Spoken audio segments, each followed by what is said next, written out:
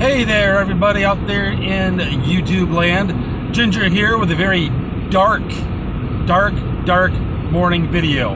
I'm working nights right now, so I think in the mornings I'll probably do a little bit of live streaming. Or actually, I'm recording this. Sorry, it's not live. They won't let me They won't let me do it live, unfortunately.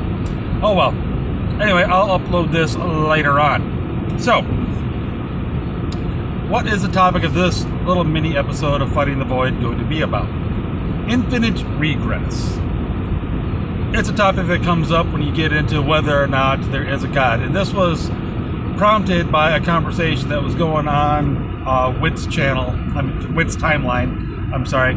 I forget her @ it's like @tornado something, and the number 6 is in there. So, it was, the whole, usually it goes like this. Atheist and theist are debating. Atheist says something along the lines of, we don't need a God because Big Bang. Theist says, aha! Where does the Big Bang come from then, mister? And then atheist goes, well, then what created God there, mister? Ha ha! And it seems to be a Mexican standoff. Which leap of faith are you going to make? Are you going to make the leap of faith that the universe came from nothing all on its own, or that there was always a God? Okay, that seems. I'm saying, and this comes up all the time. Richard Dawkins has made the same point, and basically, this is atheist versus theist 101 right here.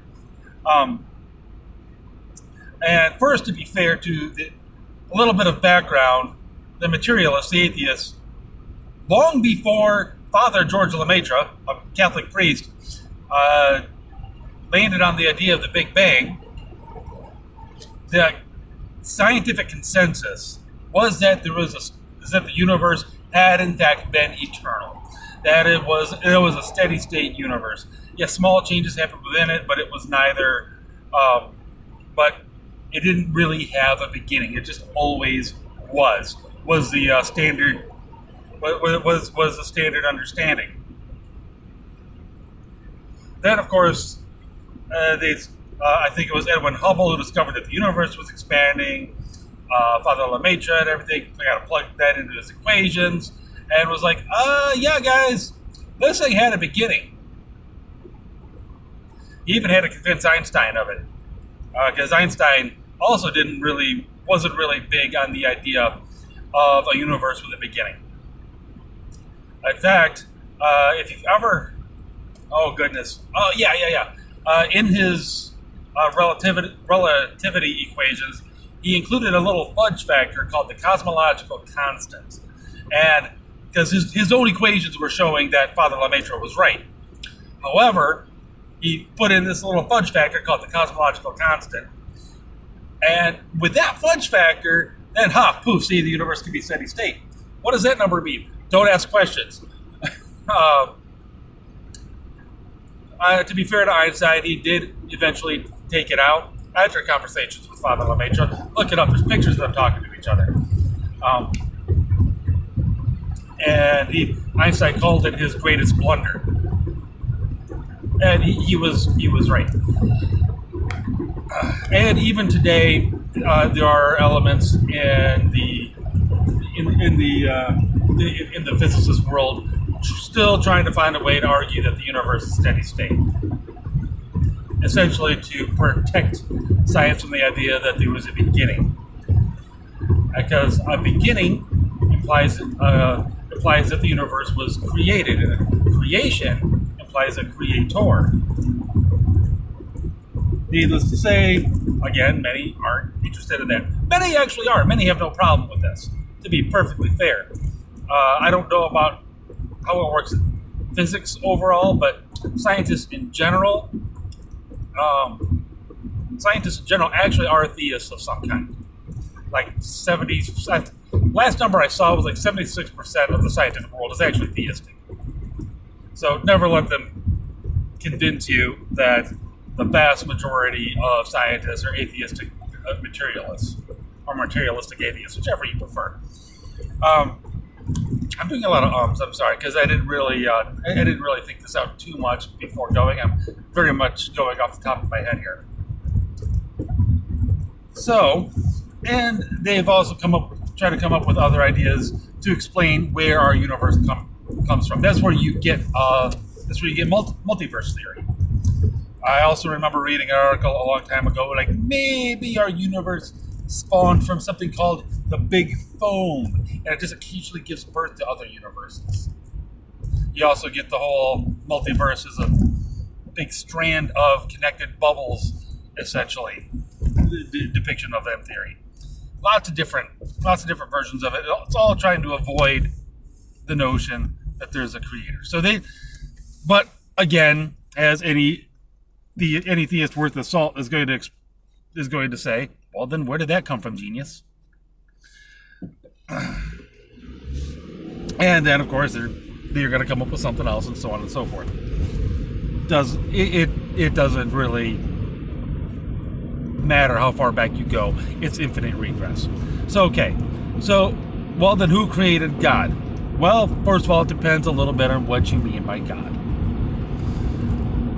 Being a Catholic, I'm going to go ahead and go with the classic Christian definition of God, which is, for lack of a better term, a being that is all-knowing, all-present, all-powerful, and eternal. Which eternal means no beginning and no end. No beginning, no end. As our souls are sub-eternal, which means they have a beginning but no actual end. These distinctions do get important. So, but and to be fair, as the person on Witt's channel timeline said, that seems like a cop-out. Okay, fair. If that's where you're coming from, fine. Now, to answer why that isn't a cop-out, because that's just the definition of the Christian God, and of the Judaic God, and of the Muslim God. For sake of argument, I'm treating them as separate things. And to get it, you have to actually go back to the Big Bang. The Big Bang is material. Let's just go with the idea. Let's go even with the idea that the little tiny infinitesimal speck from whence all of material reality came. Let's go ahead and say that was eternal. Let's say, for sake of argument. I don't think it was, but for sake of argument. Even if it was eternal, there's still no other outside force to act on it. Think about it. Nothing material can change, and by material I'm including matter and energy. It cannot change without some sort of outside force acting upon it. Rock doesn't fly through the air unless you pick it up and throw it.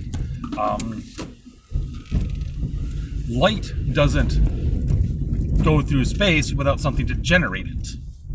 It doesn't change direction without some other massive gravitational force to, like, say, a black hole, to bend it. Sound will just keep on going, doing what it's doing, unless something blocks it. It stays the same without some sort of outside force to act upon it. I'm driving right now. This car will not just randomly stop unless some other car hits it or I hit the brakes. Same principles apply to the very beginning, the infinitesimal speck, if we grant that everything came exactly from that with no divine help, still needed an outside force to act upon it to make it bang. The Big Bang still needs a banger, no matter how you look at it. Because there's not, again, granting that the infinitesimal speck was eternal, for sake of argument, there needs to be something or someone outside of said infinitesimal speck to make it go bang. So, at the very, very least, there definitely has to be some outside external force that is not material,